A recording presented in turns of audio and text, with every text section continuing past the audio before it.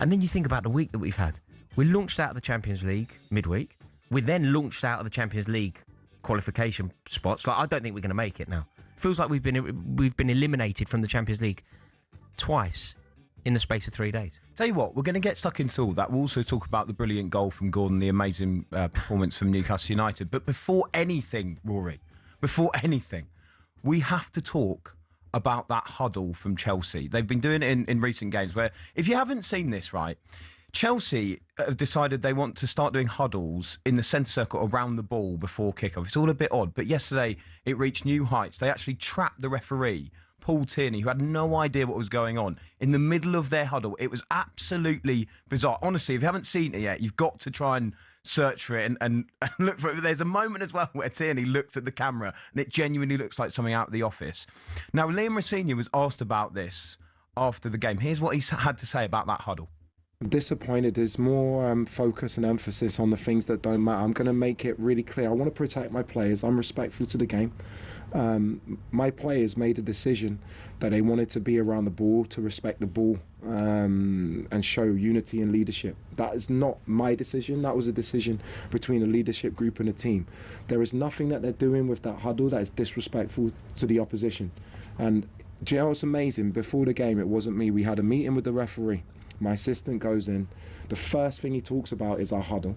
And he says about when I complained about Arsenal being in our half. It wasn't the goalkeeper coach that was in our half. And people who were at that game at Arsenal know why I said what I said. We're not being disrespectful to the opposition. If Paul had focused more on his job, which was to make the right decision, we have a penalty today. Mate, they're just trying to respect the ball. They're just trying to respect the ball. That has got to be the least inspiring man Chelsea have ever had in management. I think he's the worst manager. I think he's the most inept manager. I think he's the most undeserving Chelsea manager. And listening to him speak there, it's just an appalling appointment. Everything about that was utter nonsense. It's drivel. It's drivel. We're listening to the Chelsea manager say nothing but drivel there. Like, what on earth are you on about? We want to respect the ball. We want to do a huddle around the ball in order to respect it. Like, what on earth are you talking about? This is like that marginal gains nonsense, isn't it? It's like a walking LinkedIn post from Jake Humphrey. That's what it is. That's who the Chelsea manager is. Over the years, Chelsea have appointed lots of managers that haven't worked out. But at least you could rationalise it. At least you could understand why they got the job. So, for example, we appointed Luis Felipe Scolari. It didn't work out. He was a very bad Chelsea manager and he was sacked very quickly.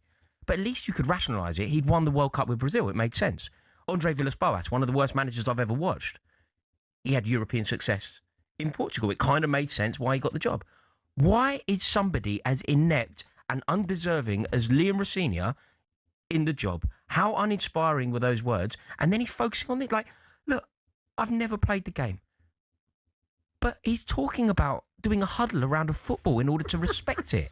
Like, this is nonsense, isn't it? This is utter nonsense. Like, I don't understand how we can actually be having a conversation where he's talking, and we've heard him say things in the past. You remember when he was talking about he's a manager and he wants to help men age. He's a manager who helps the aging of men. And you're like, okay, you sound like a bit of a bozo, but I'm going to try and give you the benefit of the doubt because it sounds so ridiculous. You're talking about doing a huddle to show respect to an inanimate object. It's a football. You don't need to show respect to an inanimate object. So I just think this is atrocious. I think the huddle itself is just it's such odd behaviour as well, and trapping the ref in it. And do you know what? If they were all kind of there taking it quite seriously, it's fine. But you've kind of got Cole Palmer at one point kind of hugs the ref and they're laughing. Because they know it's all performative nonsense. It's immature. They know. It's ahead of a Premier League game. Cole Palmer giggling in that situation. I don't think that it necessarily portrays him in a particularly kind or positive light, but I don't think he's doing anything wrong. I would giggle in that situation. You know, if somebody like Liam Rosenior was trying to find these marginal gains to make us a better team, and he goes, I'll tell you what we're going to do. We're going to do this really performative huddle. It's going to bring us together. It's going to unify us. We're going to pay our respects to the ball. Yeah, Cole Palmer should laugh at him.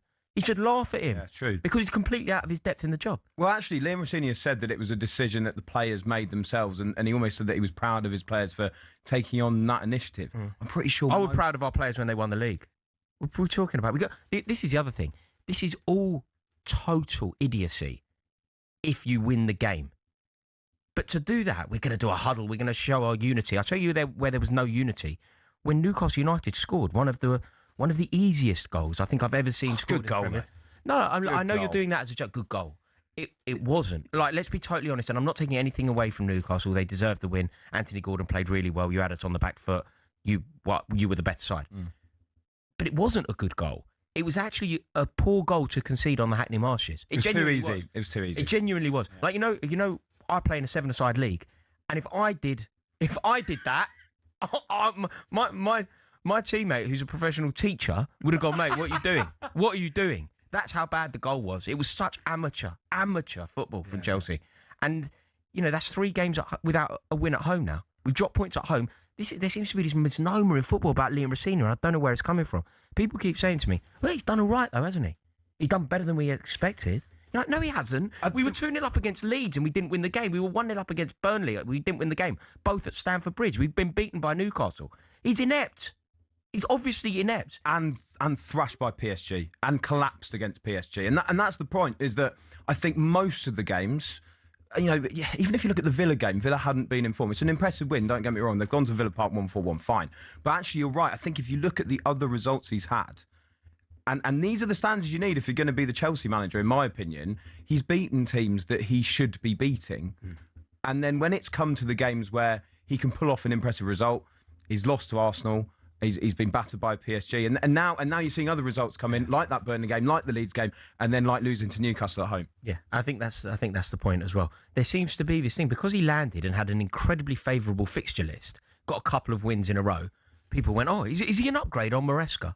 People were saying, hasn't he done well? You're like, you're 2-0 up against Leeds at Stamford Bridge. Leeds are a huge rival of ours, a massive rival. There is a generation of Chelsea fans that will tell you Leeds are our biggest rival in the Premier League. And I like Leeds being back in the Premier League because of that rivalry. We're 2-0 up at home to them.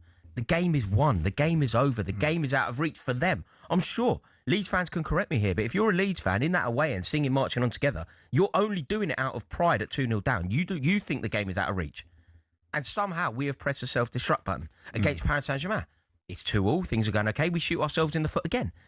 This is all stemming from a manager that is bumbling along. But let's be honest, the issue is wider than the manager, right?